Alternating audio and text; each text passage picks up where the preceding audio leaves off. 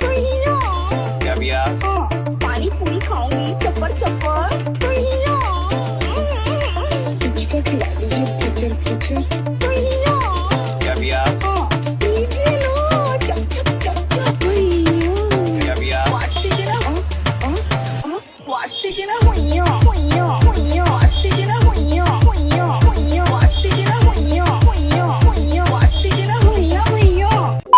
तो चलिए दोस्तों स्टार्ट करते हैं हमारी यूनिट नंबर 7 जिसका नाम है फिजियोलॉजी एंड इंजीनियरिंग स्पोर्ट्स। काफी ज्यादा इंपॉर्टेंट ये चैप्टर होने वाला है। जो भी चीजें हम लोग पढ़ने वाले दोस्तों वो सीबीएसई के क्लास 12 के सिलेबस के अकॉर्डिंग होने वाली है और जो भी सिलेबस हम फॉलो करने वाले वो 26-27 के अकॉर्डिंग सभी चीजों को डिटेल में धमाकेदार वे में समझेंगे सो दैट बोर्ड्स में तुम लोग बढ़िया नंबर स्कोर कर पाओ। तो आखिर हम लोग पढ़ने क्या क्या वाले, तो ये रहे दोस्तों आप लोग के सभी टॉपिक जो आप लोग के न्यू सिलेबस के अकॉर्डिंग है। सभी चीजों को डिटेल में एक एक करके अच्छे से समझना है। इसके अंदर कुछ ऐसे टॉपिक भी है जो कंफ्यूज कर देते हैं कई बार, तो टेंशन ना लेना, मैं एक एक चीजों को बहुत अच्छे से और इजीएस्ट वे में समझाऊंगा। बस आपको ईमानदारी से पूरे वीडियो को देखना है और उसके बाद बस घर पे बैठ के क्वेश्चंस की प्रैक्टिस कर लेना। मैं हर बार आप लोग को बार बार कह रहा हूं फिजिकल एजुकेशन में प्रीवियस ईयर के क्वेश्चन जिसने अच्छे से लगा लिया 100 मार्क्स लेकर आने से उसे कोई नहीं रोक सकता, क्योंकि मैक्सिमम क्वेश्चंस प्रीवियस ईयर से ही मेन एग्जामिनेशन में क्वेश्चंस आते हैं, स्पेशली फिजिकल एजुकेशन में। और इस टेंशन को दूर करने के लिए मैंने आप लोगों के लिए one of the best question bank launch किया हूं, जिसके अंदर आप लोगों को chapter wise topic wise solve paper मिलते हैं। पिछले 10 साल के question paper, assertion, reasoning, case study, complete competency, long question format सभी के पॉइंट ऑफ व्यू से आप लोग को इसके अंदर अवेलेबल है प्रॉपर आंसर के साथ। साथ में दोस्तों सैंपल पेपर भी इसके अंदर इंक्लूडेड है। और हाँ भाई, डिस्काउंट लिंक भी डिस्क्रिप्शन में है, तो अभी जाओ ऑर्डर करो और अपनी प्रिपरेशन को धमाकेदार बनाओ। साथ में दोस्तों बहुत धमाकेदार आप लोग के लिए बुक बनाया, थोड़ा सा आप लोग भी अपने एंड से सपोर्ट करो। देखो कहीं ना कहीं क्या होता है ना कि फिजिकल एजुकेशन का ये चैनल इनिशियल डे से मैं आप लोग के लिए चला रहा हूँ। बहुत सारी चीजें आप लोग के लिए मैनेज करनी पड़ती है, लेकिन मैं आप लोग से फ्री में कुछ भी नहीं मांग सकता हूँ। अगर मैं आप लोग से 1 रुपए भी मांग रहा हूँ किसी भी चीज के लिए, तो एक वैल्यूएबल कंटेंट आप लोग को प्रोवाइड करके दूंगा उसके बदौलत, जो आपकी लाइफ में बहुत इंपैक्ट डालेगा। तो 100 मार्क्स के लिए सबसे बेस्ट बुक आप लोग के लिए रहेगी, डिस्क्रिप्शन में लिंक गिवन है, Amazon के थ्रू ही प्लीज जाके ऑर्डर करिएगा और प्लीज मुझे सपोर्ट करिएगा। अब चलिए सबसे पहले हम लोग जान लेते हैं कि इस चैप्टर के अंदर जो सबसे पहला टॉपिक है स्पोर्ट्स फिजियोलॉजी, आखिर ये होता क्या है। तो स्पोर्ट्स फिजियोलॉजी को समझने से पहले सबसे पहले जान लेते हैं कि आखिर फिजियोलॉजी क्या चीज होती है। एक नॉर्मल ह्यूमन बीइंग के अंदर बॉडी का सिस्टम कैसे वर्क करता है, बॉडी के डिफरेंट ऑर्गन और उससे रिलेटेड सिस्टम कैसे काम कर रहा है दोस्तों, इस कंप्लीट साइंस को ही कहते हैं दोस्तों हम लोग फिजियोलॉजी। सिंपल वे में कहूं तो हमारा हार्ट कैसे वर्क कर रहा है, क्या नॉर्मल वे में वर्क कर रहा है कि नहीं, लंग्स कैसे वर्क कर रहे हैं, मसल्स के अंदर क्या कॉन्ट्रैक्शन सही तरीके से हो रहा है कि नहीं, ऑक्सीजन का इंटेक अपटेक क्या सही तरीके से हो रहा है कि नहीं, ये सब चीजों के बारे में, कंप्लीट फंक्शनिंग के बारे में जानना कहलाता है फिजियोलॉजी। अब कंफ्यूजन हो रहा होगा, फिजियोलॉजी तो समझ में आ गया, बट ये स्पोर्ट्स फिजियोलॉजी क्या चीज है। तो दोस्तों एक ऐसी ब्रांच होती है फिजियोलॉजी की जिसमें हम लोग एक्चुअल में ह्यूमन बॉडी के कंप्लीट फंक्शनिंग को समझने का काम करते हैं। जब कोई एथलीट स्पेशली कोई भी स्पोर्ट्स एक्टिविटी, ट्रेनिंग या एक्सरसाइज कर रहा है, उस दौरान देखो हम लोग नॉर्मल घर पे बैठे हुए, उस दौरान पे हमारी बॉडी की फंक्शनिंग डिफरेंट वे में होगी, सब चीजें नॉर्मल रहेगी। लेकिन अगर हम एक्सरसाइज करते हैं, स्पोर्ट्स खेलते हैं, तो सारी फंक्शनिंग चेंज हो जाती है। ब्लड पंपिंग तेज हो जाती है, रेस्पिरेशन तेज हो जाता है, बॉडी बहुत ज्यादा अलर्ट हो जाती है, बॉडी का टेम्परेचर बढ़ जाता है। तो सिंपल वे में कहूं, अगर एक्सरसाइज, ट्रेनिंग और स्पोर्ट्स एक्टिविटी के टाइम पे हमारी बॉडी की कंप्लीट फंक्शनिंग कैसे होती है उसको समझाने का काम करता है स्पोर्ट्स फिजियोलॉजी। अब आप कहो भैया कि इसके अंदर क्या क्या चीजें वो समझाता है, तो याद रखिएगा दोस्तों डिफरेंट सिस्टम जो है ना हमारी बॉडी के अंदर, उन सबको समझाने का काम करता है। कौन कौन से, तो एग्जामिनेशन में आपको ये लिख कर आना है, क्योंकि आंसर राइटिंग में अच्छे से आप लोग को सारी चीजों को लिखना है।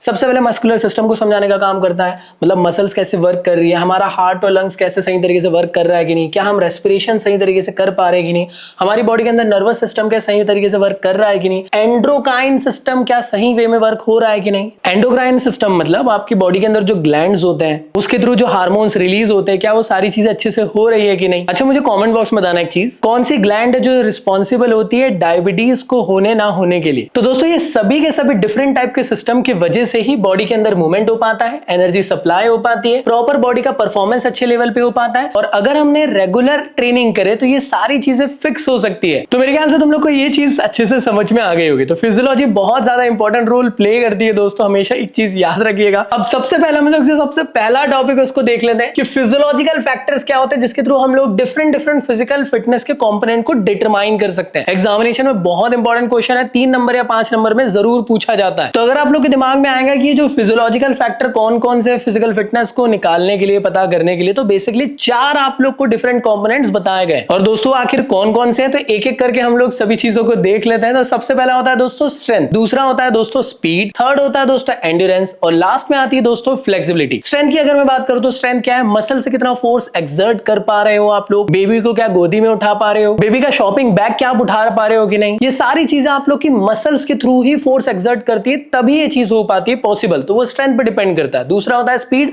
बॉडी कितना ज्यादा आप लोग फास्टर मूव करा पा रहे हो।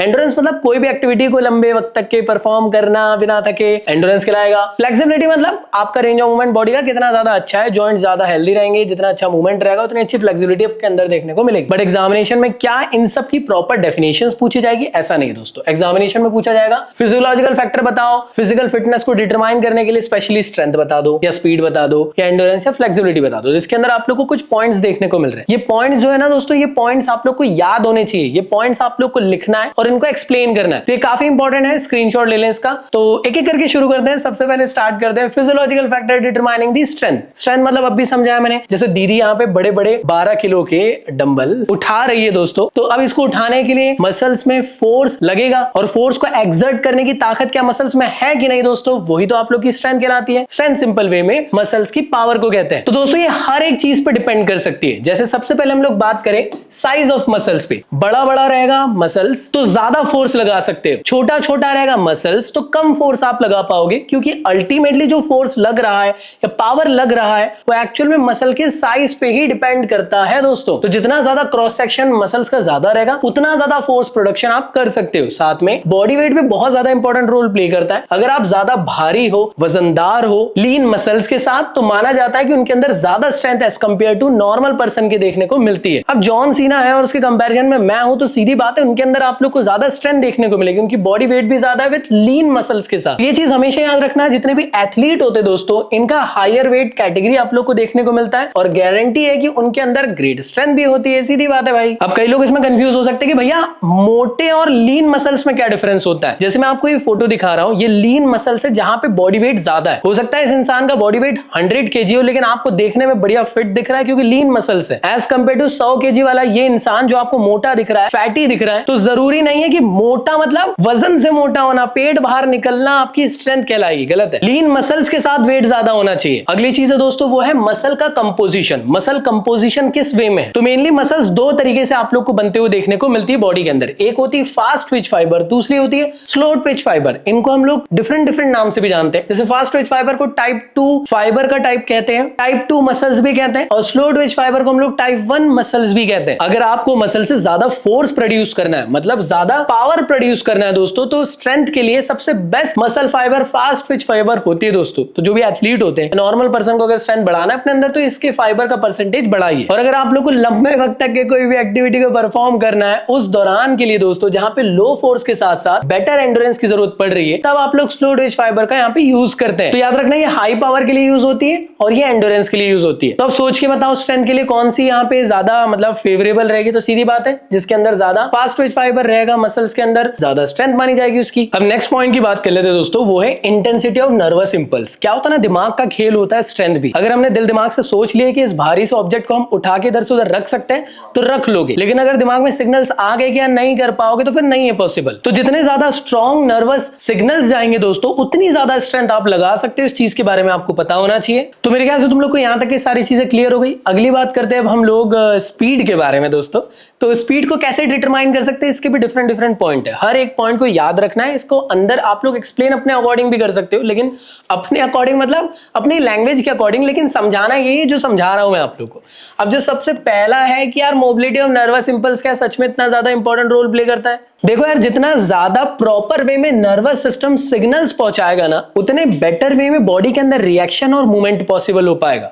अरे कई बार ऑब्जर्व किए होंगे ना, नॉर्मल चल रहे थे लेकिन कुत्ता पीछे दौड़ा तो बॉडी ने नर्वस सिग्नल भेजी कि अब पूरी जान के साथ दौड़ना है, चाहे मौत ही सामने क्यों ना आ जाए। तो उस दौरान आप लोग अपनी जिंदगी की सबसे तेज दौड़ दौड़ते हो। ये सब चीजें पॉसिबल हो पाती है नर्वस सिस्टम की मोबिलिटी के दम पे। अब अगली चीज होती है दोस्तों, वो है मसल कंपोजिशन। जैसे आप ये दीदी को देख पा रहे हो, इनके अंदर अगर पावर है, बॉडी को फास्टर मूव कराने की जो ताकत है दोस्तों, वो कैसे आ पाती है? वो आ पाती है फास्ट ट्विच फाइबर बॉडी के अंदर ज्यादा होने की वजह से, क्योंकि ये जल्दी कॉन्ट्रैक्ट होती है और एनर्जी प्रोड्यूस फास्टर करती है। तो जिस भी एथलीट के अंदर हायर परसेंटेज के फास्ट ट्विच फाइबर नेचुरली देखने को मिलेंगे, यार स्पीड परफॉर्मेंस तो उनके अंदर बहुत ही अच्छा देखने को मिलेगा। साथ में अगर बात करी जाए तो एक्सप्लोसिव स्ट्रेंथ भी बहुत इंपॉर्टेंट रोल प्ले करती है। जितने ज्यादा आपकी पैरों में ताकत रहेगी दोस्तों स्पेशली, उतना ज्यादा आप लोग बॉडी के अंदर फास्टर मूवमेंट और पावरफुल और रैपिड मूवमेंट कर सकते हो। अभी एक्सप्लोसिव स्ट्रेंथ क्या होता है दोस्तों? जहां पे स्ट्रेंथ को आप लोग हायर स्पीड के साथ यहाँ पे कंसीडर कर रहे हो, और ये कहां से निकल के आ सकती है? आपके पैरों की ताकत से। नेक्स्ट होता है दोस्तों वो है फ्लेक्सिबिलिटी। क्या सच में स्पीड के लिए फ्लेक्सिबिलिटी इंपॉर्टेंट है? आप खुद सोचो यार, आप गेट सेट गो बोले और दौड़ना शुरू करें और कमर लचक गई, अगर अब समझो यार फ्लेक्सिबिलिटी नहीं थी तो दौड़ ही क्या पाओगे? क्योंकि दौड़ते टाइम पे बॉडी के अंदर रेंज ऑफ मूवमेंट होना बहुत जरूरी है, वो भी अच्छे तरीके से। तो फ्लेक्सिबिलिटी होती क्या है? बेटर वे में रेंज ऑफ मूवमेंट। तो जितना वाइडर रेंज ऑफ मूवमेंट रहेगा दोस्तों जॉइंट्स का, उतना ज्यादा अच्छी फ्लेक्सिबिलिटी आपके अंदर देखने को मिलने वाली है। और जितना ज्यादा मसल्स के अंदर आप लोग को स्पेशली मैं कहूं बेटर रेंज ऑफ मूवमेंट रहेगा, तो उतना ज्यादा स्टिफनेस नहीं होगी। समझ में आ रहा है ना? वरना कुछ भी करते टाइम यार दिक्कतें आ सकती है, स्पीड में हो तुम लोग और फिर मतलब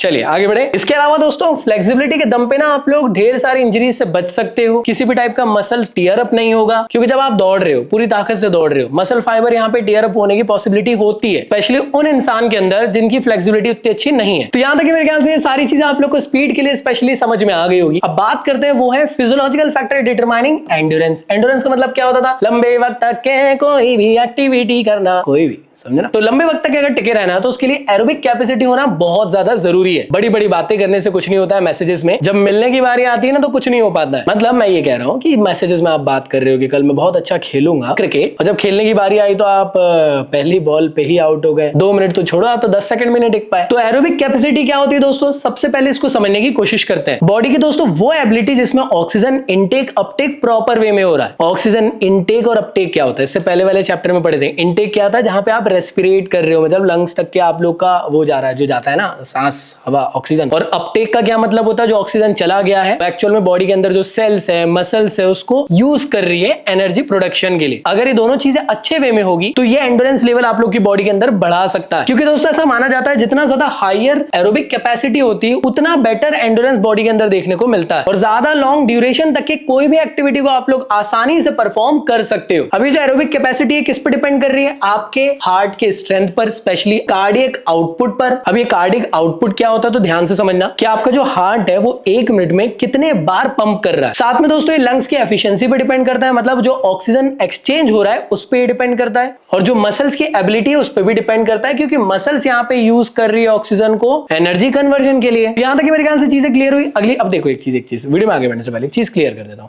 बायो के टर्म से नहीं लिखना है, बेसिक चीजें लिखना है। बायो वाले लोग हो सकता है बता सकते हैं मुझे कमेंट बॉक्स में कि भैया ये और ऐसे वे में हो सकता। ना जरूरत नहीं है। फिजिकल एजुकेशन का पेपर है, बेसिक नॉलेज की जरूरत है, क्योंकि बायो के अलावा यहाँ पे मैथ्स वाले स्टूडेंट है, कॉमर्स के स्टूडेंट है, आर्ट्स के स्टूडेंट है यार, तो सबके हिसाब से हमको पढ़ना है। हमें डिटेल में ज्यादा एकदम डीप में नहीं जाना है चीजों को लेकर। चलिए जो दूसरा पॉइंट है दोस्तों वो है लैक्टिक एसिड टॉलरेंट। क्या ये सच में इंपॉर्टेंट रोल प्ले करता है एंड्योरेंस के लिए? सबसे पहले ये समझ लेते हैं कि आखिर लैक्टिक एसिड क्या है। कई बार ना कई लोग को पता ही नहीं है, और कैसे पता होगा क्योंकि कभी पढ़े ही नहीं इस बारे में। तो टेंशन ना लो, मैं समझाता हूं। लैक्टिक एसिड एक ऐसा सब्सटेंस होता है मसल्स में जो इंटेंस एक्सरसाइज के टाइम पे प्रोड्यूस हो जाता है, और स्पेशली वो तब प्रोड्यूस होता है जब मसल्स को सबसे ज्यादा एनर्जी की जरूरत पड़ती है। अब जैसे आप बहुत तेजी से दौड़ रहे हो या कोई हैवी एक्सरसाइज कर रहे हो, तब हमारी बॉडी के अंदर लैक्टिक एसिड एक्यूमुलेट हो जाता है, जिसकी वजह से हमारी मसल्स में बर्निंग या फिर फैटिग फील होता है। तो मेरे ख्याल से यहां तक ही क्लियर हुई चीज। अब आखिर ये लैक्टिक एसिड टॉलरेंट क्या चीज है इसको समझ लेते हैं। अब मान लो तुम लोग स्प्रिंट कर रहे हो, स्प्रिंट में तो सीधी बात है फैटिग आसानी से हो जाता है, लेकिन जो ट्रेन्ड एथलीट रहते हैं स्पेशली वो लोग हाई इंटेंसिटी एफर्ट्स को बेटर तरीके से टॉलरेट कर पाते हैं। आई होप क्लियर हुआ। नहीं हुआ तो वापस से समझाता हूं। लैक्टिक एसिड टॉलरेंट एक ऐसी एबिलिटी होती है जो बॉडी की हायर कॉन्सेंट्रेशन को टॉलरेट कर पाए, जिससे जो स्पेशली एथलीट है वो फैटिग को बहुत बेटर तरीके से मैनेज कर पाता है, और स्पेशली लॉन्ग ड्यूरेशन तक किसी भी एक्टिविटी को परफॉर्म कर पाता है। तो दोस्तों जो भी मैंने भी आप लोग को चीजें समझाया वो भी आप लोग को यहाँ पे लिखी हुई है कि इंटेंस एक्सरसाइज जब आप लोग करते हो तो मसल्स एक्चुअल में लैक्टिक एसिड को मतलब प्रोड्यूस करती है बॉडी के अंदर। अगर ये ज्यादा प्रोड्यूस हो जाते हैं तो इसकी वजह से फैटिग या फिर मसल के अंदर बर्निंग हो सकती है। लेकिन जो ऐसे एथलीट है जो एंड्योरेंस पे अपने प्रॉपर वे में वर्क कर चुके हैं, वो बेटर वे में लैक्टिक एसिड टॉलरेट कर पाते हैं, जिससे कि वो लंबे वक्त तक किसी भी एक्टिविटी को बिना थके आराम से कर सकते हैं। ऐसा क्यों हो पा रहा है? क्योंकि जो ट्रेनिंग होती है दोस्तों एक्चुअल में बॉडी के अंदर एक ऐसे टाइप का बैरियर बना देती है, जिससे कि बॉडी के अंदर का जो लैक्टिक एसिड है वो क्लियर हो जाता है। तो आई होप तुम लोग को यहां तक ये सारी चीजें क्लियर हो गई होगी। इसके अलावा जो एंड्योरेंस के लिए जो नेक्स्ट पॉइंट है वो है मूवमेंट इकोनॉमी। अगर आप लोगों को किसी भी एक्टिविटी को लंबे वक्त तक करना है तो उसके लिए आप लोग इकोनॉमिकली पॉइंट ऑफ व्यू से चलो। जैसे हम लोग देखते हैं ना बाइक को भी अगर हम लोग एक इकोनॉमिक वाली लाइन में चलाए जहां पे ग्रीन सिग्नल आता है तो आप लोग ज्यादा माइलेज निकाल पाते हो, ज्यादा डिस्टेंस कवर कर पाते हो। सेम ऐसे ही दोस्तों मान लो 600 मीटर का रन आप लोग से करवाया जा रहा है। हाँ, पूरी ताकत से दौड़ोगे तो 50 मीटर में थक जाओगे, लेकिन अगर आप लोगों ने 10 की स्पीड या फिर 15 की स्पीड में कंटिन्यूस एक इकोनॉमिकल पॉइंट ऑफ व्यू से स्पीड को मेंटेन करते हुए आगे बढ़े, तो मैं गारंटी दे सकता हूं कि आपकी बॉडी के अंदर एंड्योरेंस लेवल बेटर देखने को मिलने वाला है और आप लॉन्गर ड्यूरेशन तक के किसी भी एक्टिविटी को कर पाओगे। तो बॉडी के अंदर एक सही तरीके का पोस्चर आप यूज करोगे, प्रॉपर रिदम को यूज करोगे और सही तरीके से स्किल्स को एग्जीक्यूट करते हो, तो इसकी वजह से अननेसेसरी जो एनर्जी वेस्टेज है वो आप लोग को देखने को नहीं मिलेगा। नेक्स्ट होता है दोस्तों है मसल कंपोजिशन। पहले पढ़ चुके इसके बारे में, याद करो। स्लो ट्विच फाइबर किसमें हेल्प कर रही थी? टाइप 1 वाली फाइबर। ये हेल्प कर रही है किसके लिए? याद करो, जो फैटिग नहीं आने दे रही है, लॉन्ग ड्यूरेशन तक की एक्सरसाइज को हेल्प कर रही है। तो सीधी बात है, आइडियली एंड्योरेंस के लिए हेल्पफुल है। हायर परसेंटेज अगर इसका रहेगा तो दोस्तों सीधी बात है, कोई भी एथलीट लॉन्गर ड्यूरेशन तक के किसी भी एक्टिविटी को परफॉर्म कर सकता है। स्पेशली हेल्पफुल रहती है मैराथन, जो साइक्लिंग कर रहे हैं, जो स्विमिंग कर रहे हैं, उन लोगों के लिए। अब नेक्स्ट होता है वो है फ्लेक्सिबिलिटी। फ्लेक्सिबिलिटी क्या थी? याद करो, रेंज ऑफ मूवमेंट बॉडी के अंदर कितना ज्यादा बेटर है, वो आपकी फ्लेक्सिबिलिटी होती है। जैसे आप देख पा रहे हो, बॉडी को जितना फ्लेक्सिबल बनाना है उसके लिए डिफरेंट फिजियोलॉजिकल फैक्टर भी रोल प्ले करते हैं, इंपॉर्टेंट। तो सबसे पहला होता है मसल स्ट्रेंथ। देखो यार, बॉडी को अगर आप लोग फ्लेक्सिबल बना रहे हो, आप दोनों टांगों को ऐसा कर दिए, लेकिन ये तभी कर पाओगे जब मसल्स के अंदर फ्लेक्सिबिलिटी रहेगी, नहीं तो आपकी मसल्स टीयर अप हो सकती है। याद रखना दोस्तों, फ्लेक्सिबिलिटी डिपेंड करती है किस चीज पे? स्ट्रेंथ पे भी और लेंथ ऑफ दी मसल्स पे भी। स्ट्रॉन्गर मसल्स रहेगी तो उतना अच्छे तरीके से वो फुल रेंज ऑफ मूवमेंट कर पाएंगे, अदरवाइज मसल्स टीयर अप हो सकती है। दूसरा है एज और जेंडर। जो छोटे बच्चे रहते हैं वो ज्यादा फ्लेक्सिबल होते हैं, जो बड़े बच्चे रहते हैं उनके अंदर फ्लेक्सिबिलिटी उतनी अच्छी नहीं रहती बच्चों के कंपैरिजन में। मेल जो रहते हैं उनके अंदर फ्लेक्सिबिलिटी कम रहेगी, फीमेल्स के अंदर आप लोग को फ्लेक्सिबिलिटी ज्यादा देखने को मिलती है। जितना ज्यादा आप यंग रहोगे दोस्तों, उतना बॉडी आपकी फ्लेक्सिबल रहेगी as compare to old person के कंपेयर में। नेक्स्ट होता है स्ट्रेचेबिलिटी ऑफ द मसल्स पे। अभी मैंने समझाया भी हूं कि जितना ज्यादा आपकी बॉडी के अंदर जो मसल्स है वो स्ट्रेच होगी, इलैंगेट होगी, बिना वो भी डैमेज करते हुए, तो उतना ज्यादा बॉडी के अंदर फ्लेक्सिबिलिटी अच्छी देखने को मिल सकती है। तो अगर मसल्स के अंदर हायर स्ट्रेचेबिलिटी है, इसका मतलब बेटर जॉइंट मूवमेंट पॉसिबल हो पाएगा। तो अगर आप रेगुलर स्ट्रेचिंग वाली एक्सरसाइज करते हो तो इसके थ्रू आप लोग मसल्स के अंदर प्रॉपर वे में इलास्टिसिटी बना सकते हो और फ्लेक्सिबिलिटी अच्छी कर सकते हो। इसके बाद दूसरा होता है दोस्तों वो है इंटरनल एनवायरनमेंट, लाइक बॉडी का टेम्परेचर, बॉडी के अंदर विस्कोसिटी मसल्स की, जॉइंट का लुब्रिकेशन, ये सब भी इंपॉर्टेंट रोल प्ले करते हैं फ्लेक्सिबिलिटी के लिए। लड़कियों का रहता है ना कि यार I don't like that fatty food, फलाना ढिमका। अरे मेरे भाई, फैट कंज्यूम करोगे तो आपके जॉइंट्स हेल्दी रहेंगे, जॉइंट्स के अंदर लुब्रिकेशन रहेगा, और जहां जहां लुब्रिकेशन रहता है वहां दिक्कत नहीं आती, फ्लेक्सिबिलिटी अच्छी रहती है। वही चीज आपको यहाँ पे भी लिखी हुई है कि वार्म मसल्स और वेल लुब्रिकेटेड जॉइंट एक्चुअल में बेटर फ्लेक्सिबिलिटी शो करते हैं। अरे होता है ना भाई, कोई भी एक्टिविटी करने जा रहे हो तो उससे पहले जरा थोड़ा बहुत स्ट्रेचिंग वेचिंग कर लोगे तो कोई दिक्कत नहीं होती, क्योंकि बॉडी यहाँ पे हीट अप हो जाती है और जिसकी वजह से इंजरीज के रिस्क बढ़ जाते हैं, नहीं घट जाते हैं। तो इसलिए हमेशा वार्म अप करना चाहिए, चाहे आप आउटडोर गेम खेल रहे हो या इंडोर गेम। इसके अलावा एक और काफी इंपॉर्टेंट पॉइंट है वो है प्रीवियस इंजरी। याद रखना, कई बार क्या होता है ना, कई लोगों को यार पहले चोट वोट लग चुकी है, उसकी वजह से उनके अंदर फ्लेक्सिबिलिटी उतनी अच्छी नहीं रह पाती है, जिसकी वजह से बॉडी के अंदर स्टिफनेस जैसी प्रॉब्लम देखने को मिल सकती है, रेंज ऑफ मूवमेंट सही तरीके से देखने को नहीं मिलेगा और कहीं ना कहीं हमारी फ्लेक्सिबिलिटी को इंपैक्ट कर सकता है। लेकिन अगर प्रॉपर रिहेबिलिटेशन किया जाए या फिजियोथेरेपिस्ट को दिखाया जाए तो वापस से आपकी फ्लेक्सिबिलिटी को लेकर आया जा सकता है। तो दोस्तों, जो टॉपिक अभी हम लोगों ने पढ़े उसके रिगार्डिंग कुछ इंपॉर्टेंट क्वेश्चंस मैं आप लोगों के लिए लेकर आया हूं। वीडियो को पॉज करके जल्दी जल्दी इन सब का आंसर करिए दोस्तों, और इन सब का प्रॉपर आंसर मेरी बुक के अंदर मिल जाएंगे और ढेर सारे क्वेश्चंस भी इसके अंदर मिल जाएंगे। साथ में दोस्तों, जो भी टॉपिक पढ़े उसके रिगार्डिंग जितने भी क्वेश्चन जो मैक्सिमम टाइम रिपीट होकर आए वो सभी मैंने यहाँ पे लिख दिया हूं और इन सब का प्रॉपर सॉल्यूशन आपको बुक के अंदर मिल जाएगा। इसके अलावा और भी क्वेश्चंस मिल जाएंगे जो आपकी प्रैक्टिस के लिए बहुत इंपॉर्टेंट है। अगर बुक नहीं लिया तो बुक के लिंक डिस्क्रिप्शन में गिवन है। नेक्स्ट टॉपिक की बात करते हैं दोस्तों, वो है आखिर की क्या इफेक्ट होता है एक्सरसाइज का। मतलब एक्सरसाइज रेगुलर कर रहे हो उसकी वजह से आपके कार्डियो रेस्पिरेटरी सिस्टम के अंदर क्या चेंजेस देखने को मिलता है, मसल्स के अंदर किस तरीके से चेंजेस देखने को मिलता है एक्सरसाइज की वजह से, इसको चलिए जानते हैं। तो एक एक करके समझेंगे, एग्जामिनेशन में बहुत इंपॉर्टेंट टॉपिक है, आता रहता है छोटे मोटे 2 या 3 नंबर के क्वेश्चन में। देखो, एक चीज तो मैं क्लियर कर देता हूं, रेगुलर एक्सरसाइज करोगे तो आपका हार्ट और लंग हेल्दी हो जाएंगे, उनकी एफिशिएंसी बढ़ जाती है। बट इसके अलावा और क्या क्या चीजें होती है एक एक करके समझते हैं। सबसे पहले बात कर रहे हैं हम लोग कि लाइक एक्सरसाइज करने की वजह से कार्डियो रेस्पिरेटरी सिस्टम के अंदर क्या क्या चेंजेस आता है। तो जो हार्ट है उसका साइज इंक्रीज हो जाता है। टेक्निकल टर्म में कहूं तो जो कार्डियक है, कार्डियक वर्ड यूज होता है हार्ट के लिए, उसकी हाइपरट्रॉफी आप लोग को चेंज होते हुए देखने को मिलती है, क्योंकि जितना आप लोग का हार्ट की मसल स्ट्रांग रहेगी ना दोस्तों, उतनी बेटर आपके हार्ट के अंदर पंपिंग कैपेसिटी बन सकती है। रेगुलर एक्सरसाइज करने की वजह से, जैसे कई लोगों को क्या होता है ना कि यार हार्ट उनका बहुत तेजी से एकदम चलने लग जाता है, थोड़ा सा कुछ करे तो वो नॉर्मलाइज हो सकता है। इसके अलावा स्ट्रोक वॉल्यूम और जो कार्डियक आउटपुट है ये भी इंक्रीज हो जाता है, मतलब more blood pumped per beat and per minute. Regular exercise करने की वजह से होता क्या है, बॉडी के अंदर हीमोग्लोबिन जो रहता है दोस्तों, उसका कंटेंट भी राइज होता है, काफी इंपॉर्टेंट है। आपकी बॉडी के अंदर ब्लड का सर्कुलेशन बढ़ता है और उन मसल्स तक के न्यूट्रिशन पहुंच जाता है जहां पे उसको ग्रोथ की जरूरत है। साथ में दोस्तों एक और चीज याद रखना, लंग्स की जो कैपेसिटी है वो भी इंक्रीज हो जाती है, ज्यादा आप लोग इनहेल और एक्सहेल कर पाते हो, उसकी एबिलिटी बेटर वे में देखने को मिलती है। गैस एक्सचेंज की एफिशिएंसी इंप्रूव होती है, ज्यादा आप लोग ऑक्सीजन अंदर ले सकते हो, कार्बन डाइऑक्साइड बाहर छोड़ सकते हो। साथ में रेस्पिरेशन जो है उसकी मसल्स की स्ट्रेंथ बढ़ सकती है, डीप ब्रीथिंग के लिए हेल्पफुल रहता है। एंड्रेंस लेवल इंप्रूव होता है, जहां पे फैटिक जो है वो डिले हो सकता है। सीधी बात है यार, रेगुलर एक्सरसाइज करने की वजह से जो भी आप एक्टिविटी कर पाते थे पहले बहुत कम टाइम के लिए, वो फिर लंबे वक्त तक के कर पाते हो, समझे? इसलिए एक्सरसाइज करते रहो। फास्टर रिकवरी होती है और आप लोग जल्द से जल्द वापस से नॉर्मल स्टेज में आ सकते हो एक्सरसाइज करने के बाद। फिर से मतलब देखो क्या होता है ना, शुरू में जब एक्सरसाइज करने जाओ, जब पहले कभी गए नहीं थे, तो आप लोग की रिकवरी जल्दी नहीं होती है। जो अब आप मंडे को गए थे, जो एक्सरसाइज कर रहे थे, उस टाइम का दर्द आपको थर्सडे तक के हो रहा है। लेकिन रेगुलर एक्सरसाइज करते रहोगे, 1-2 महीने कंटिन्यू जाओगे, तो उसके बाद क्या होगा, जो मंडे का दर्द है वो मंडे को ही खत्म हो जाएगा, क्योंकि रिकवरी स्टेज अब तेज हो जाती है यहाँ पे। तो यहाँ तक क्लियर हुआ सभी लोग को? अब आप कहोगे कि भैया यार एक चीज बताओ, क्या ये सारे पॉइंट रखने पड़ेंगे? देखो एग्जामिनेशन में क्या होता है ना, 2 नंबर या 3 नंबर का क्वेश्चन आता है, तो एटलीस्ट 5 पॉइंट तो याद कर लो जो आपको इजी लगे। पॉइंट मतलब ये वाले, जैसे हार्ट का साइज इंक्रीज हो जाता है, या आप लोग का जो हार्ट रेट है वो नॉर्मलाइज हो जाता है दोस्तों, लंग्स की कैपेसिटी इंक्रीज हो जाती है, ऑक्सीजन इनटेक और अपटेक जो है वो प्रॉपर वे में हो जाता है, फास्ट रिकवरी हो जाती है, एंड्योरेंस इंप्रूव हो जाता है। इनको बस एक्सप्लेन करके आना है। तो फिजिकल एजुकेशन में कुछ कुछ पॉइंट्स ना आप लोग को याद रखने पड़ते हैं, उसके अंदर की चीजों को पॉइंट का नाम समझकर ही एक्सप्लेन कर सकते हो। क्लियर है? चलिए दोस्तों बढ़ते हैं नेक्स्ट टॉपिक की तरफ। वो रहने वाला है आप लोग का कि एक्सरसाइज करने की वजह से मसल सिस्टम के अंदर किस तरीके से चेंजेस आते हैं। वैसे तो आपको पता है क्या होता होगा, बट फिर भी समझा देता हूं। सबसे पहले मसल की जो हाइपरट्रोफी है उसके अंदर चेंजेस देखने को मिलता है। हाइपरट्रोफी मतलब जो मसल का साइज और स्ट्रेंथ है उसके अंदर सीधी बात है इंप्रूवमेंट आएगा, साइज भी बढ़ेगा, मैं कह सकता हूं क्रॉस सेक्शन बढ़ेगा सिंपल वे में, और स्ट्रेंथ भी बढ़ेगी।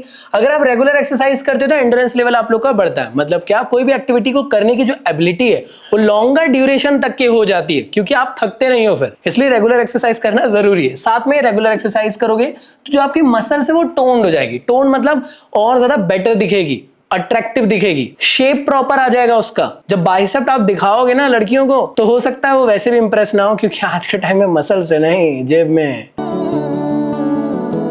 फिजिकल अपीयरेंस के तौर पे तो बहुत अच्छी मसल्स दिखने वाली है, ये चीज याद रखना, और आपका बॉडी का पोस्चर भी इंप्रूव होता है। साथ में एफिशिएंसी जो है कॉन्ट्रैक्शन की वो बढ़ जाती है दोस्तों, याद रखना। बॉडी के अंदर जो मसल्स के एक्शन है दोस्तों वो और ज्यादा बेटर हो जाते हैं। नेक्स्ट पॉइंट है दोस्तों काफी इंपॉर्टेंट, वो है ज्यादा एनर्जी स्टोर्ड होगी, higher glycogen and ATP in muscles. क्या मतलब होता है इसका? कई लोग यहीं पे कंफ्यूज हो जाते हैं। देखो अगर इस पॉइंट को सिंपल वे में समझाऊं तो जब आप एक्सरसाइज करते हो तो उसकी वजह से होता ये है बॉडी के अंदर कि जो बॉडी के अंदर जो एनर्जी स्टोर करने की जो कैपेसिटी वो इंक्रीज हो जाती है। अब ग्लाइकोजन क्या लिखा है, जैसे यहाँ लिखा है ना हायर ग्लाइकोजन, तो ग्लाइकोजन क्या होता है याद करो, हम लोगों ने इसको स्पोर्ट्स एंड न्यूट्रिशन चैप्टर में भी पढ़े हैं। बॉडी के अंदर जो स्टोर्ड कार्बोहाइड्रेट होता था ये वो है। समझ में नहीं आया? देखो जब हम खाना खाते हैं तो खाने के अंदर कार्बोहाइड्रेट भी रहता है, तो उसका कुछ पार्ट ग्लाइकोजन के फॉर्म में आपकी बॉडी के अंदर स्टोर हो जाता है। अब कहां पे होता है? मसल्स पे भी होता है, लिवर पे भी होता है। अब जैसे हम लोग एक्सरसाइज करते हैं तो उससे होता क्या है, जो ग्लाइकोजन है एक किस्म से ग्लूकोज है, वो एनर्जी देने का काम करता है उस दौरान। जैसे आप रनिंग कर रहे हो तो रनिंग के टाइम पे एनर्जी चाहिए। अब रनिंग करते करते तो नहीं खाओगे ना कुछ, तो उस टाइम पे जो स्टोर्ड ग्लाइकोजन है आपकी बॉडी का वो एनर्जी देने का काम करता है। इसके अंदर एक और पॉइंट लिखा हुआ था, वो था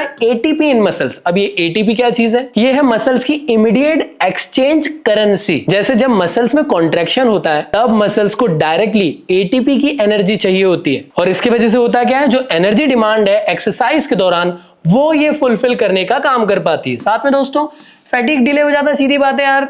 जैसे मैंने अभी समझाया कि लैक्टिक एसिड जो है उसका टॉलरेंट जो है वो यहाँ पे आप लोग को देखने को मिलता है। साथ में ग्रेटर फ्लेक्सिबिलिटी आप लोग की अचीव हो पाती है जब आप रेगुलर एक्सरसाइज करते हो, क्योंकि मसल्स उतनी ज्यादा इलास्टिक हो जाती है और इंजरीज से बचने का काम होता है। क्योंकि जब रेगुलर एक्सरसाइज करते हो तो मसल स्ट्रांग रहती है, कभी गलती से कुछ भी इंजरी होती है तो मसल्स टीयर अप नहीं होंगी, मसल्स के अंदर कोई इश्यूज नहीं आएगा। तो ये सभी के सभी पॉइंट है। 3 नंबर का एग्जामिनेशन में क्वेश्चन है, 2 नंबर में आ सकता है, 2 या 3 पॉइंट समझा दोगे काम बन जाएगा। अगले टॉपिक की तरफ बढ़ते हैं कि ये फिजियोलॉजिकल चेंजेस क्या होते हैं ड्यू टू एजिंग की वजह से। अब ये एजिंग क्या है? एजिंग एक ऐसी ऐसी नेचुरल प्रोसेस है जहां पे आप धीरे धीरे करके बूढ़े होने लग जाते हो, बॉडी डिग्रेडेड होने लग जाती है, जो आपकी मसल्स थी, जॉइंट्स थे, बॉडी का कंप्लीट सिस्टम है वो कमजोर होने लग जाता है। तो किस तरीके से चेंजेस आते हैं एजिंग की वजह से, ये आपको बताना। बहुत ही बेसिक क्वेश्चन है मेरे ख्याल से, अगर गलती से आ गया। सबसे पहली चीज, अरे भाई बुजुर्ग होंगे तो मसल का जो सिस्टम है वो अब कमजोर हो जाएगा, मसल्स उतनी स्ट्रांग नहीं रहेगी, ज्यादा फ्लेक्सिबल नहीं रहेगी, ज्यादा स्ट्रेंथ देखने को नहीं मिलेगी। बहुत बेसिक सी बात है। तो इसके अलावा जो बॉडी के अंदर जो स्केलेटल सिस्टम है दोस्तों,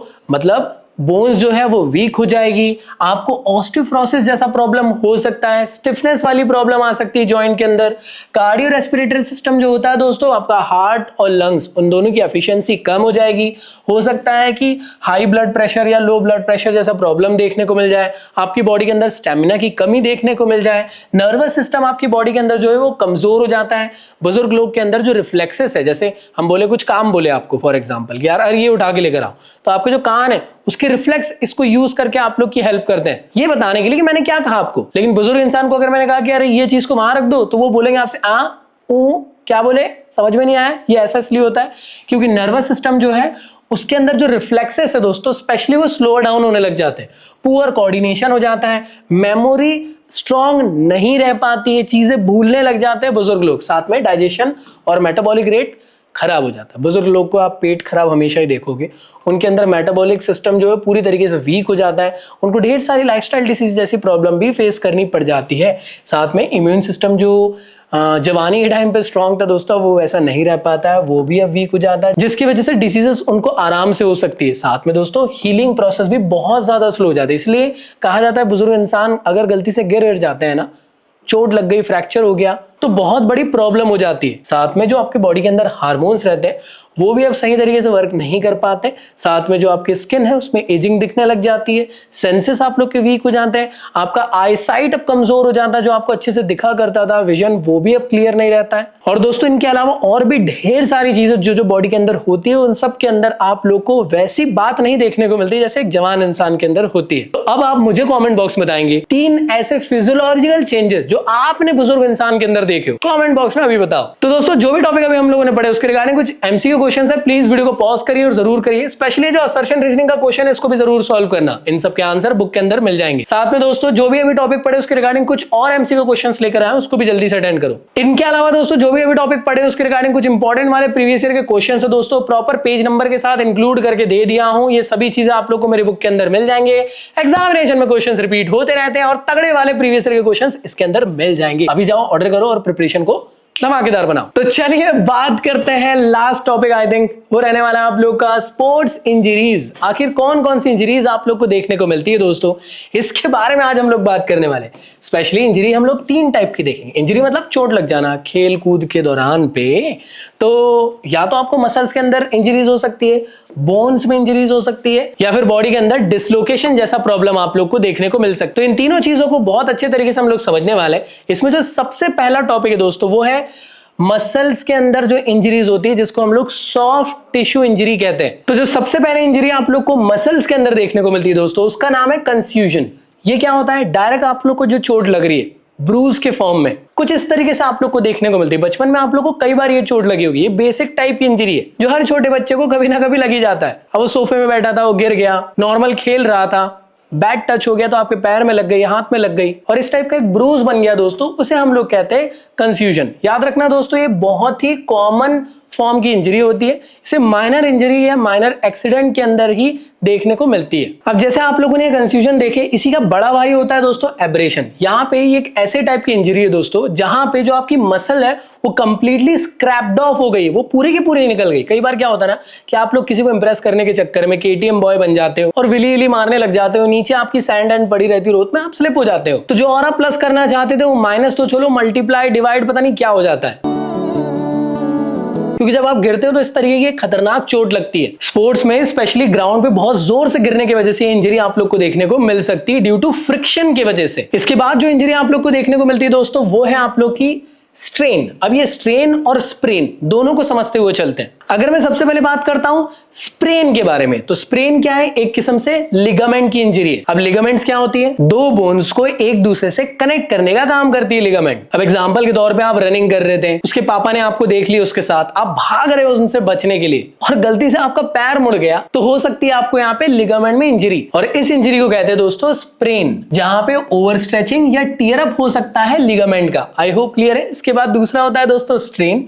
स्ट्रेन में क्या होता है? मसल्स अगर ओवर ट्विस्ट या फिर बहुत ज्यादा पुल हो जाए, मतलब कैसा बेबी छोड़ के जाती है, बेबी मत जाओ, पकड़ लिया हाथ उसका, बेबी का हाथ ही खिंच गया, जाओ। बेबी को ना जाने की बात कर रहे थे, बेबी को साथ में रखने की बात कर रहे थे, बेबी को इंजरी करा दी है। कौन सी? स्ट्रेन। ऐसे टाइप की इंजरी जो कि मसल्स या फिर टेंडन्स इनको ओवर स्ट्रेच या फिर ज्यादा तेजी से पुल करने की वजह से इंजरी हो जाती है। अब टेंडन्स क्या होते हैं? ये मसल्स को कनेक्ट करने का काम करती है। अब ये बहुत ज्यादा कॉमन है। जैसे मान लो आप लोग स्प्रिंट कर रहे थे, स्प्रिंट करते करते आपका हैमस्ट्रिंग जो है वो ओवर स्ट्रेच्ड हो गया, तब आप लोग को स्ट्रेन जैसा प्रॉब्लम देखने को मिल सकता है। नेक्स्ट दोस्तों वो है आप लोग का लेसरेशन। शक्कर मुंह में आ गई। चलिए, लेसरेशन क्या होता है? बहुत ही बड़े बड़े हैवी कट लग जाना बॉडी के अंदर। जैसे बैट्समैन आपके ऊपर ही कूद गया, आप बॉलर हो और उसका हेलमेट आपको लग गया आपके हाथ में, तो बहुत ज्यादा हैवी कट लग गए, इस तरीके से डीप कट्स लग जाना लेसरेशन कहलाता है दोस्तों। दूसरा होता है इंसिजन। बेबी मुझे मत छोड़ के जाओ, मैं हाथ काट लूंगा। जो छोटे मोटे कट आप मार लेते हो ना बेबी के चक्कर में, इस तरीके से, उसे कहते हैं इंसिजन दोस्तों। ये चीज याद रखना, स्पोर्ट्स में भी ये बहुत मामूली है। कोई भी शार्प एज से अगर आप लोग मतलब टच हो गए तो ये आप लोग को ऐसे छोटे मोटे कट लग सकते हैं। तो आई होप क्लियर हुए। सभी की सभी चीजें एग्जामिनेशन में ज्यादा पूछा जाता है, तो याद होनी चाहिए अच्छे से। अभी जैसे आप लोग को मैंने पढ़ाया था स्ट्रेन और स्प्रेन, उसको ठीक करने की ना दो टाइप की मेथड आप लोग को होती है। एक होती है दोस्तों वो है राइस मेथड, दूसरी होती है माइस मेथड। राइस मतलब चावल मेथड नहीं है, राइस एक किस्म का ट्रेडिशनल, मैं कह सकता हूं मोस्टली यूज होने वाली मेथड है, जो स्पेशली स्प्रेन और स्ट्रेन को ठीक करने के लिए यूज की जाती है क्या चीज ये? तो ध्यान से समझो। राइस का एक फुल फॉर्म है। राइस में आर होता है रेस्ट, मतलब जिसको चोट लग गई पहले उसको रेस्ट कराओ, एक्टिविटी से रोको उसको, अगर वो वापस से वही एक्टिविटी करेगा तो इंजरी हो सकती है उसे। आई से होता है दोस्तों आइसिंग, मतलब जहां पे इंजरी लगी है वहां पे आपको आइस पैक लगाना है 15 से 20 मिनट के लिए, सो दैट पेन जो है या स्वेलिंग जो है वो रिड्यूस हो सके। इसके बाद कंप्रेशन करना है। सी से कंप्रेशन का मतलब है, मतलब एक बैंडेज लगाना है जिससे कि वो जो इंजरी है दोस्तों उसको सपोर्ट किया जा सके और कंट्रोल किया जा सके वहां की स्वेलिंग को। और ई वर्ड जो है, यहां से ई, ये आता है वर्ड एलिवेशन के लिए दोस्तों। जो आपका हार्ट का लेवल, मतलब इंसान को पहले लेटा दो और जो हार्ट का लेवल है उससे पैर को एलिवेट कर दो, या इंजर्ड जो पोर्शन है उसको एलिवेट कर दो बॉडी की, तो ये एक्चुअल में स्वेलिंग को रिड्यूस करने में हेल्प करता है। इसके अलावा दूसरा देखो, राइस मेथड तो ट्रेडिशनल मेथड था, ज्यादातर ये यूज होता है, लेकिन आज के टाइम में एक और नया मॉडर्न अप्रोच आया है, वो है माइस मेथड। माइस मेथड में एम मतलब होता है मूवमेंट या मोबिलाइजेशन। अगर चोट लग गई है तो हल्का फुल्का जेंटल मूवमेंट कराने की कोशिश करो। मैं मान सकता हूं कि इनिशियल में थोड़ा बहुत पेन होगा, लेकिन स्टिफनेस जैसी प्रॉब्लम नहीं आएगी। आई से होता है आइसिंग, जहां पे मतलब चोट लगी थी दोस्तों, आपको वहां पे सेम आइसिंग करना है जैसे राइस मेथड में किया गया, स्वेलिंग को रिड्यूस करने के लिए, पेन को रिड्यूस करने के लिए। कंप्रेशन भी सेम यहाँ पे वैसे ही यूज करना है, बैंडेज सपोर्ट करना है। ई से एलिवेशन भी सेम वही चीज है, आपको इंजर्ड पार्ट को राइज कर देना है थोड़ा, सो दैट जो स्वेलिंग है वो कंट्रोल हो सके। बस राइस और माइस में एम और आर का डिफरेंस है, बाकी सब कुछ सेम है। पुरानी मेथड में कहा गया था रेस्ट करो, नई मेथड में कहा गया कि हल्का फुल्का मूवमेंट कराओ जिससे कि कोई स्टिफनेस जैसा प्रॉब्लम ना आए। अब आप कहोगे कि भैया प्राइस भी पूछा जा सकता है, वैसे एक्चुअल में ये सिलेबस में नहीं है आपके प्राइस, बट मैं आपको एक स्क्रीन में फोटो दिखा दे रहा हूं। ये रहा प्राइस मेथड दोस्तों। इसमें आप लोग को जो पी है वो प्रोटेक्शन के लिए यूज होता है, बाकी चीजें एकदम सेम टू सेम है। अब बात करते हैं दोस्तों हमारी हड्डियों में चोट लगना, मतलब बोन की इंजरी को क्या कहते हैं? उसे कहते हैं फ्रैक्चर। फ्रैक्चर्स भी डिफरेंट टाइप के हो सकते हैं, सिर्फ हड्डी को दो टुकड़ों में तोड़ना ही फ्रैक्चर नहीं कहलाता है। हड्डी में किसी भी टाइप की चोट लग जाए उसे हम लोग फ्रैक्चर कहते हैं। इसमें जो सबसे पहला होता है दोस्तों उसे कहते हैं green stick fracture. Green stick fracture में होता क्या है, जैसे आपकी जो बोन दिख रही है, मान लो ये आपकी बोन है, बोन की जो ऊपर में जो चोट लग जाती है ना, सॉफ्ट बोन में जो चोट लग जाती है दोस्तों, उसे कहते हैं green stick fracture. Green stick fracture में बोन दो टुकड़े में नहीं टूट रही है, बोन के सिर्फ ऊपर आप लोग को एक किस्म से चोट लगते हुए देखने को मिल रही है। तो ये चीज हमेशा याद रखना दोस्तों, इसमें कंप्लीटली बोन ब्रेक डाउन नहीं हो रही, मतलब दो टुकड़े में नहीं टूट रही है। हो सकता है बोन में चोट लग रही है या हल्का फुल्का क्रैक आ जा रहा है। नेक्स्ट होता है दोस्तों वो है कम्यूटेड फ्रैक्चर। अब ये कम्यूटेड फ्रैक्चर क्या होता है? अगर बोन में ऐसी इंजरी हुई कि बोन जो है वो चूरा हो गई, मतलब टुकड़े टुकड़े हो गए, कुछ इस तरीके से जैसे आप देख पा रहे हो, पूरी की पूरी जो बोन्स है वो क्रश डाउन हो गई दोस्तों, उस फ्रैक्चर को हम लोग कहते हैं कम्यूटेड फ्रैक्चर। अब ये कब होगा? जब बहुत ही सीवियर एक्सीडेंट हो गया हो। नेक्स्ट जो फ्रैक्चर है दोस्तों उसे हम लोग कहते हैं ट्रांसवर्स फ्रैक्चर। एक ऐसे टाइप का फ्रैक्चर जहां पे, जैसे मान लो आपकी बोन ठीक है, ये आपकी हड्डी, इसको अगर मैं 90 डिग्री से तोड़ दूं तो उसे कहेंगे ट्रांसवर्स फ्रैक्चर। ऐसे टाइप का फ्रैक्चर जहां पे बोन के परपेंडिकुलर में आपकी अगर हड्डी टूट जाए दोस्तों, उस टाइप के फ्रैक्चर को कहते हैं ट्रांसवर्स फ्रैक्चर। इसका एक और भाई देखने को मिलता है, वो है ऑब्लिक फ्रैक्चर। मान लेते हैं आपकी बोन है और ये बोन अगर 45 डिग्री में टूट जाती है, ठीक है ना, 45 डिग्री में अगर ये ब्रेक डाउन हो जाती है दोस्तों, उसे कहते हैं ऑब्लिक फ्रैक्चर। आप कहोगे किसी को दर्द हो रहा है, बेचारा तड़प रहा हुआ है, मेरा पैर टूट गया, हाथ टूट गया, पहले डॉक्टर ये चेक कर रहा है, वो भी एकदम प्रोटेक्टर लगा के चेक कर रहा है कि 90 डिग्री में टूटी है 45। हाँ ठीक है भाई, नाम होते हैं ऐसे ऐसे, अब ठीक है, लेकिन अगर किसी को चोट लगी तो पहले उसका इलाज करें। अगला होता है इम्पैक्ट फ्रैक्चर। ये बहुत ही दर्दनाक होता है। इसमें क्या होता है, मान लेते हैं आपकी जो हड्डी थी, ये आपकी हड्डी है, ठीक है, अभी हड्डी टूट गई, ठीक है, 2 टुकड़े में टूट गई, फिर एक के ऊपर एक अंदर चली गई, मतलब समझे, मतलब टूटी और एक के अंदर एक चली गई। सोचो कितना दर्द होगा, मतलब ये जो हड्डी थी एक पार्ट और दूसरी हड्डी उसका दूसरा पार्ट, एक के अंदर एक जैम हो गया, उसे कहते हैं इम्पैक्ट फ्रैक्चर। तो एक बार जल्दी से रिपीट कर लेते हैं। यहाँ पे जो था वो क्या था, यहाँ पे पार्शियली ब्रेक डाउन हो रही है बोन और हल्का फुल्का चोट लग रहा है बोन के ऊपर में, लेकिन कंप्लीटली नहीं टूट रही। यहाँ पे चूरा चूरा हो जा रही है हड्डी एकदम, ठीक है। ट्रांसवर्स फ्रैक्चर में 90 डिग्री में हड्डी टूट जा रही है, 45 डिग्री में टूटने वाली फ्रैक्चर को ऑब्लिक कहते हैं।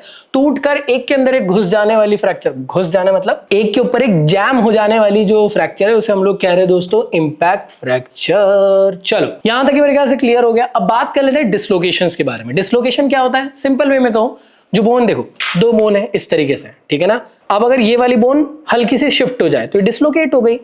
तो डिफरेंट टाइप से आप लोग को डिसलोकेशंस देखने को मिलते हैं। डिसलोकेशन क्या है, that means it is a displacement of the part of the bone from the normal position, that is called as dislocation। तो डिफरेंट जगह में आप लोग को डिसलोकेशन देखने को मिल सकता है। देखो डिसलोकेशन हो सकता है आप लोग को कहां पे, शोल्डर में। अब मान लो कोई एकदम सडन फॉल या सडन जर्क लग गया, मतलब आप लोग कहीं से कूद रहे हो और आपने किसी पोल को पकड़ लिए, तो क्या होगा, सडन जर्क लग जाएगा यहाँ पे शोल्डर में, जिसके वजह से शोल्डर्स वहां पे डिसलोकेट हो सकता है। हिप जॉइंट में डिसलोकेशन आ सकता है जब आप लोग मान लो कोई बहुत ऊंची दीवार है, वॉल, उससे आप कूद गए होशियार बनकर। रिस्ट में डिसलोकेशन हो सकता है कि बेबी छोड़कर जा रही थी तो बेबी का ऐसा हाथ पकड़े कि उसके रिस्ट ही डिसलोकेट हो गई, मतलब अलग अलग जगह पे शिफ्ट हो गई वो। ये किस्म से अननेचुरल ट्विस्टिंग की वजह से भी हो सकता है। साथ में कई बार डिसलोकेशन आपका जॉ में भी हो जाता है। मान लो आप लोग खेल रहे हो और आपको किसी ने दिया बॉल, ऐसा चटाक से मारा वॉलीबॉल में, बॉल टकरा गया है और सीधे आपके जॉ में पड़ी, तो जो आपका जॉ था वो इधर से खसक के इधर हो गया। तो आई होप क्लियर हुआ। जैसे आप देख पा रहे हैं नॉर्मल बोन इस तरीके से देखने को मिल रही है, यहाँ पे थी लेकिन ये अपनी जगह से डिस्प्लेस हो गई, तो इसे डिसलोकेशन कहा गया। अब कैसे इससे बचा जा सकता है दोस्तों, तो याद रखो प्रॉपर वार्म अप करो। कोई भी ट्रेनिंग या स्पोर्ट्स एक्टिविटी करते टाइम, जब भी आप लोग स्पोर्ट्स खेल रहे हो तो प्रॉपर स्पोर्ट्स के गियर पहनो। साथ में हमेशा खेलते टाइम अलर्ट रहो, प्रॉपर नॉलेज के साथ किसी भी गेम को खेलने की कोशिश करो, बैलेंस डाइट कंज्यूम करो और प्रॉपर फुटवेयर्स या जो भी मतलब इक्विपमेंट की जरूरत पड़ रही है उसको आप लोग यूज करो। और हमेशा ना मतलब जब भी खेलते हो तो हार्शली मत खेलो कि एकदम तोड़ देंगे फोड़ देंगे, वैसी वाली स्टेज में मत आओ। तो यहाँ तक कि आप लोगों को मेरे ख्याल से सारी चीजें क्लियर हो गई होंगी। जो भी चीजें अभी हम लोगों ने पढ़े उसके रिगार्डिंग कुछ एमसीक्यू क्वेश्चंस मैंने आप लोगों के लिए लेकर आया हूं, सभी चीजें आप लोग को बुक के अंदर मिल जाएंगी। एक बार इसका जल्दी से आंसर करो। आई होप आप लोगों ने इसको अच्छे से कर लिए होंगे। साथ में दोस्तों जो भी अभी हम लोगों ने टॉपिक पढ़े उसके रिगार्डिंग कुछ इंपॉर्टेंट क्वेश्चंस है, सबके आंसर्स आप लोग को पेज नंबर के साथ इंक्लूड करके दे दिया हूं बुक के अंदर। तो दोस्तों आज ही बुक ऑर्डर कर लेना, टाइम पास मत करो, ये मत सोचो कि लास्ट मोमेंट के भरोसे बैठे रहेंगे। तुम्हारे भैया एक ऐसा इंसान है जो इनिशियल डे से आपको फिजिकल एजुकेशन की प्रिपरेशन करवा के दे रहा है। मैं चाहता हूं कि इनिशियल डे से तुम लोग इस सब्जेक्ट के लिए प्रिपेयर हो, सो दैट लास्ट में आके 100 मार्क्स लेकर आओ। अदरवाइज यूट्यूब में आपको ढेर सारे चैनल्स ऐसे मिल जाएंगे जो सिर्फ बोर्ड्स एग्जाम के टाइम पे आएंगे, वो भी मसीहा बन के कि आ रहे अब हम फिजिकल एजुकेशन पढ़ाएंगे। अरे भाई पहले कहां थे यूनिट टेस्ट के टाइम पे, हाफ ईयरली के टाइम पे? उसे मसीहा नहीं कहते हैं, उसे कहते हैं व्यूज का चक्कर, क्योंकि पी में आते हैं अच्छे खासे व्यूज, लेकिन पैसे जो है वो मेन सब्जेक्ट से बनते हैं, इसलिए हर कोई मेन सब्जेक्ट में फोकस करता है। हाँ मैं मानता हूं इस सब्जेक्ट के अंदर यार वो सब चीजें नहीं है जो एक टीचर को मिल सकती है, बट ठीक है इस सब्जेक्ट के दम पे तुम्हें तो बहुत सारी चीजें मिल सकती है, वो है अच्छे मार्क्स। तो ये सारे वीडियोस जो मैं आप लोग के लिए बना रहा हूँ ईमानदारी से आप लोग के लिए सारी चीजों के अकॉर्डिंग फॉलोअप करते हुए बना रहा हूँ, सो दैट कोई भी एग्जाम हो, चाहे वो क्लास टेस्ट हो, हाफ ईयरली हो, प्री बोर्ड हो या बोर्ड्स एग्जाम, हर एक एग्जाम में आप लोग के लिए वीडियोस हेल्पफुल हो सके। बस आप लोग से ह्यूज सपोर्ट चाहिए। चैनल को सब्सक्राइब करो, अपने दोस्तों को शेयर करो, अपने जूनियर्स को बताओ कि यार ये एक फिजिकल एजुकेशन का एक इकलौता चैनल है जहां पे ईमानदारी के साथ फिजिकल एजुकेशन की हर एक चीज को कवर अप कराया जाता है। और अगर आप सपोर्ट करना चाहते हो मुझे तो मेरी इस बुक को जरूर परचेज कर लेना, ये आपकी हेल्प भी करेगी 100 मार्क्स दिलाने के लिए, मेरा गारंटी 100%। डिस्काउंट लिंक डिस्क्रिप्शन में गिवन है, प्लीज वहीं से जाके आप इसको ऑर्डर करिएगा। बाकी दोस्तों मैंने प्रीमियम नोट्स आप लोगों के लिए फिजिकल एजुकेशन के बना चुका हूं, डिस्क्रिप्शन में लिंक गिवन है। न्यू नोट्स आ चुके हैं 27 के, जाके डाउनलोड कर लेना वेबसाइट एप्लीकेशन से और अपनी प्रिपरेशन को धमाकेदार बनाना। अगर आप फिजिक्स पढ़ना चाहते हो तो मेरे नया चैनल है जकी सौदागर फिजिक्स नाम का, इसको भी सब्सक्राइब कर सकते हो यार। मैं जानता हूं और भी बहुत सारे ऑप्शंस आप लोगों के पास अवेलेबल होंगे, बट तुम्हारे हमारे भैया भी बहुत अच्छे तरीके से refined quality content class 12th और 11th का फिजिकल एजुकेशन का यहाँ पे अपलोड कर रहे हैं स्पेशली बोर्ड्स के लिए। तो जरूर फॉलो अप करें और चैनल को भी सब्सक्राइब करें और सपोर्ट दिखाओ यार, ठीक है। बाकी मिलता हूँ आप लोग से बहुत जल्दी नेक्स्ट वीडियो में, जब तक के लिए गुड बाय।